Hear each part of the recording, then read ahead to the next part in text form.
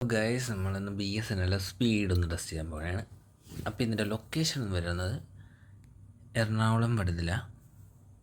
BSNL ഇപ്പോൾ എറണാകുളത്ത് 4G ഒക്കെ ഇറക്കിയിട്ടുണ്ട്.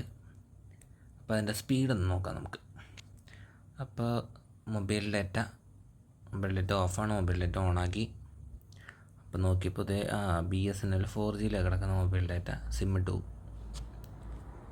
4G ഒക്കെ വന്നിട്ടുണ്ട്. 4G വന്നിട്ടുണ്ട്. ഇനി സ്പീഡ് ടെസ്റ്റ് ഒന്ന് അടിച്ചു നോക്കാം. Speed test. അപ്പോൾ ഇൻ്റർനെറ്റ് സ്പീഡ് ടെസ്റ്റ്. അപ്പോൾ റൺ സ്പീഡ് ടെസ്റ്റ്. 25, 28, 29, 30, 29.9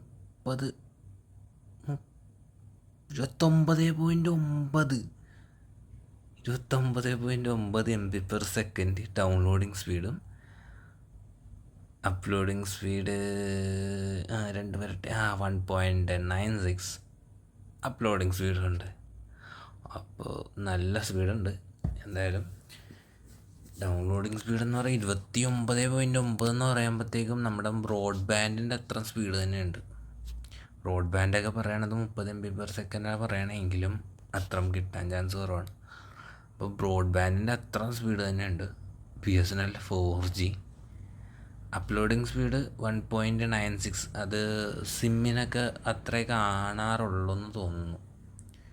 ഇപ്പോൾ ഞാൻ യൂസ് ചെയ്തപ്പോഴും ഇപ്പോൾ അതിൽ മൊബൈൽ ഡാറ്റ യൂസ് ചെയ്തപ്പോഴും അത്ര തന്നെ കാണുന്നുള്ളൂ.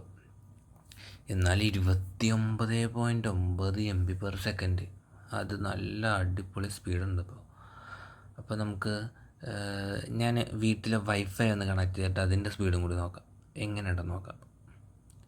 അപ്പോൾ വൈഫൈ കണക്ട് ചെയ്ത്, അപ്പോൾ ജിയോയുടെ ഫൈബറാണ് യൂസ് ചെയ്യുന്നത്. അപ്പോൾ മൊബൈൽ ഡാറ്റ ഓഫാക്കി കണക്റ്റ് ആയിട്ടുണ്ട്. അപ്പോൾ അതിൻ്റെ സ്പീഡ് ടെസ്റ്റ് ഇതിൻ്റെ 29.9 MB/s അപ്ലോഡിങ് സ്പീഡ് 1.9 MB/s. ഇനി വൈഫൈയുടെ സ്പീഡ് നോക്കാം.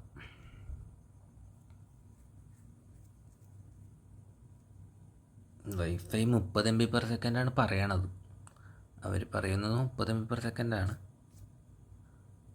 24.6 MB/s ഡൗൺലോഡിങ് സ്പീഡും 31.9 MB/s അപ്ലോഡിങ് സ്പീഡും ഉണ്ട്. BSNL സ്പീഡ് ഇല്ലെന്ന് പറയണവർക്ക് ഈ വീഡിയോ ഒന്ന് സെൻഡ് ചെയ്ത് കൊടുത്തേക്ക്.